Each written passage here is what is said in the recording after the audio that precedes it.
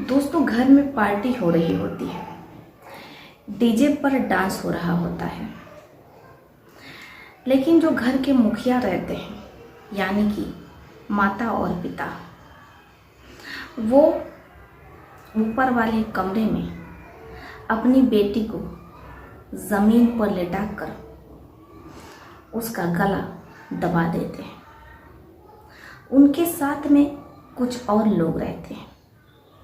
बेटे की आवाज़ बाहर ना जाए, इसलिए पिता नीचे आता है और पार्टी मना रहे डांस कर रहे लोगों से कहता है कि वॉल्यूम आवाज़ और बढ़ा दीजिए। इसके बाद वो उन लोगों के साथ थिरकता है। 10 मिनट बाद ऊपर जाता है। जैसे ही डीजे की आवाज़ तेज़ हो जाती है, पिता थिरकने के बाद ऊपर जाता है। अपनी बेटी पर चाकुओं से हमला कर रहा होता है। लगातार हमले से जो लड़की रहती है उसकी ऑन द स्पॉट ही मौत हो जाती है। 4-5 लोग जो उस लड़की का मुंह दबाए रहते हैं और उसका पिता बड़े ही फुर्ती के साथ अपनी बेटी पर वार कर रहा होता है। वो अपने इस मंसूबे में सफल भी होता है। अब बेटी जिसकी सांसें थम चुकी थी, इसके बाद पिता, माँ, वो लोग अपनी बेटी के शव को एक बड़े से तंदूर वाले पतीले में पकाते हैं। वो तब तक पकाते हैं अपनी बेटी को जब तक कि उनकी बेटी राख नहीं बन जाती। इसके बाद पिता अपनी बेटी के राख को नदी में बहवा देता है। अब आप भी सोच में पड़ गए होंगे कि भला एक पिता, एक माँ अपनी बेटी के साथ ऐसा कैसे कर सकते हैं। पिता जो अपनी बेटी को मारने का पूरा प्लान बनाता है, उसके घर पर कोई पार्टी नहीं रहती है, लेकिन वो सिर्फ अपनी बेटी की हत्या करने के लिए परिवार को, रिश्तेदारों को, आस पड़ोस के लोगों को न्योता देता है। लोग खुशी खुशी आते हैं कि चंद्रमोहन के घर पार्टी है। सभी लोग डीजे पर थिरक रहे होते हैं, लेकिन किसी को कानो कान भनक नहीं लगती है। ऊपर एक पिता, एक माँ अपनी बेटी की निर्मम हत्या कर रहे हैं। वो अपनी बेटी का मुंह दबाए हुए हैं। उन्हें शक होता है कि कहीं कोई सुन ना ले, इसलिए वो नीचे आता है। डांस कर रहे लोगों से कहता है कि डीजे की आवाज़ और बढ़ाइए, मज़ा नहीं आ रहा है। अब जैसे ही डीजे की आवाज़ बढ़ाई जाती है, वो उन लोगों के साथ थिरकता है। 25 मिनट बाद फिर से वो ऊपर आता है और जब उसे लगता है कि अब मामला सेट है, इसके बाद अपनी बेटी पर ऐसा हमला करता है कि उसके बाद उसकी बेटी कभी उठती ही नहीं है। अब आप भी सोच में पड़ गए होंगे कि भला एक पिता, एक माँ, एक परिवार अपनी बेटी के साथ ऐसा कैसे कर सकता है। लेकिन जब आप पूरी कहानी सुनेंगे तो आपके रोंगटे खड़े हो जाएंगे। ये सच्ची घटना बिहार का ज़िला लगता है मुजफ्फरनगर, वहाँ की है, और वहाँ का थाना लगता है मुशहरी।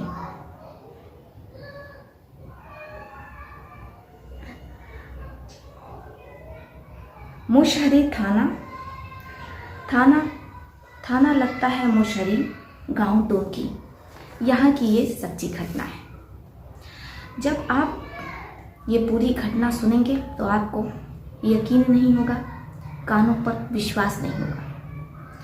आप सोच में पड़ गए होंगे, आपका भी माथा ठनक गया होगा कि भला एक पिता अपनी बेटी के साथ ऐसा कैसे कर सकता है।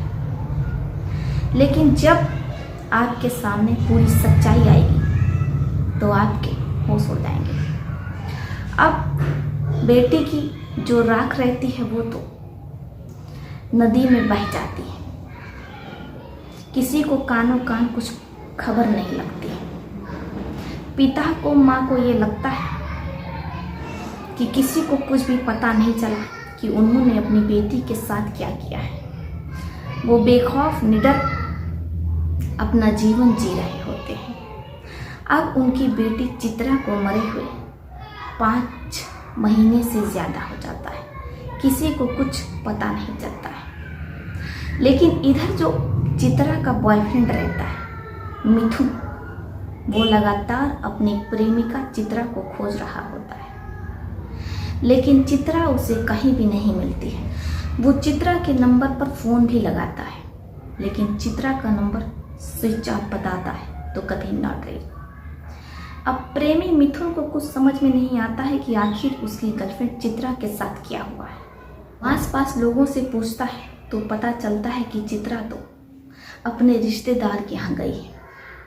यही सोच करके मिथुन सब्र कर लेता है। उसे लगता है कि 1 महीने पहले वो उसके साथ भाग गया था। हो सकता है कि उसके पिता इसी गुस्से में उसे रिश्तेदार के यहाँ भेज दिया, क्योंकि चित्रा के पिता अपनी बेटी की शादी कर देना चाहते हैं, लेकिन चित्रा किसी और से शादी करने के लिए तैयार नहीं होती। वो शादी सिर्फ मिथुन के साथ यानी कि अपने प्रेमी के साथ करना चाहती है।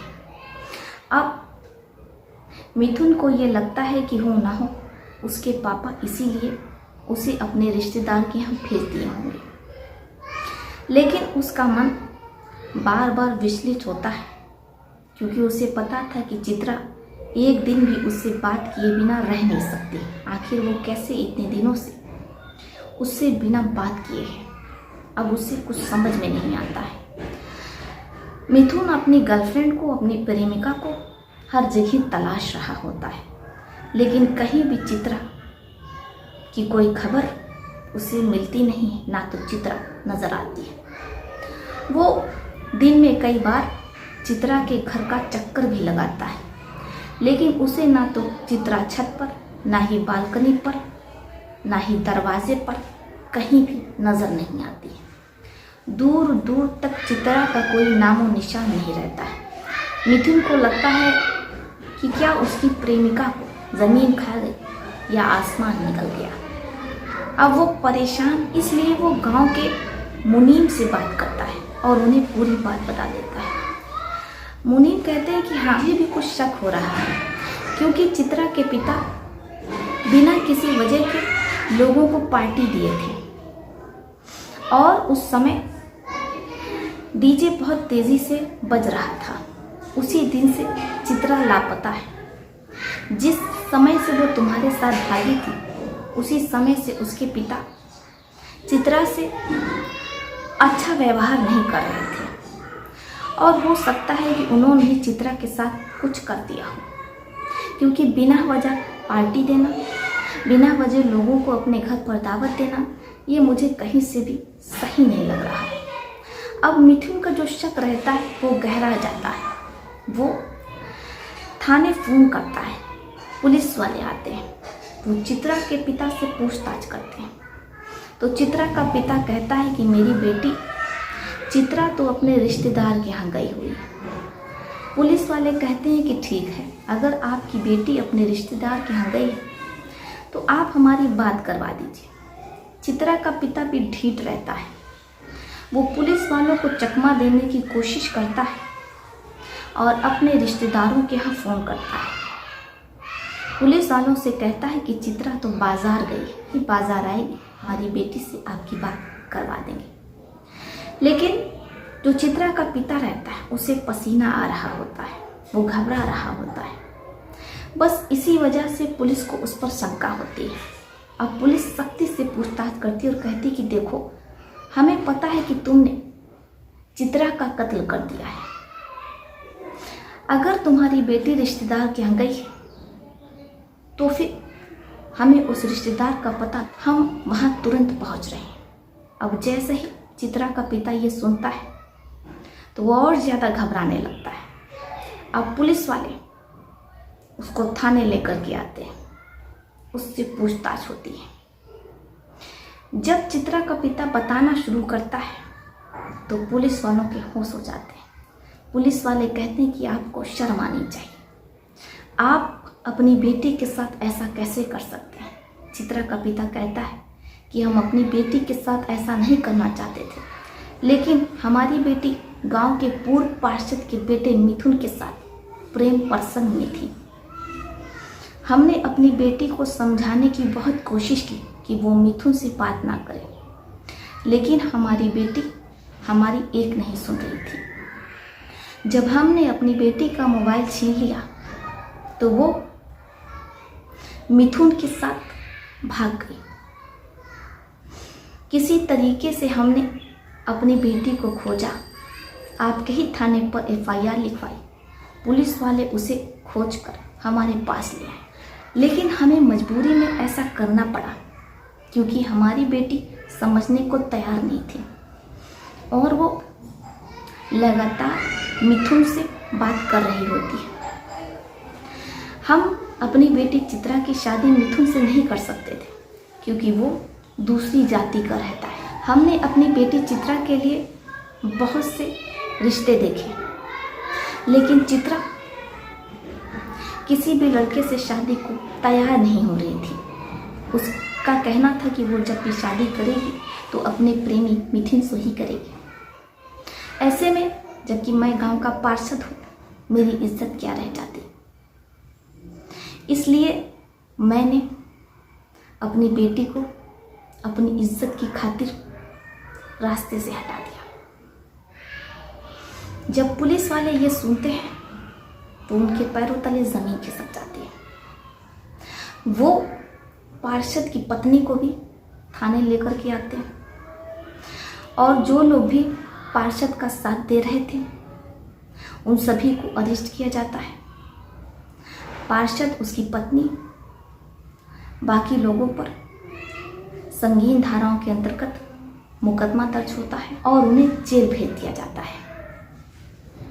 एक पिता, एक माँ जो अपनी ही बेटी के कत्ल के जुर्म में जेल में सलाखों के पीछे अपने कर्मों की सजा काट रहे हैं। बाकी आपका इस घटना पर क्या सोचना है? एक पिता क्या इतना दयनीय हो सकता है कि झूठी इज्जत के लिए, झूठी शान और शौकत के लिए, इस खोखले छूटे समाज के लिए अपनी बेटी की जान तक ले सकता है? आप लोग अपना अपना विचार हमें कमेंट बॉक्स में लिख सकते हैं। तो चलिए फिर चलती हूँ, मिलती हूँ आपसे किसी और सच्ची घटना में। तब तक के लिए आप अपने परिवार का ध्यान रखिए। आदाब, सत श्री अकाल, नमस्कार। अगर आप चाहते हैं कि मैं आपका और आपके शहर का नाम अपनी वीडियो में लूँ तो कमेंट बॉक्स में आप अपने शहर का नाम लिख सकते हैं। आदाब, सत श्री अकाल, नमस्कार।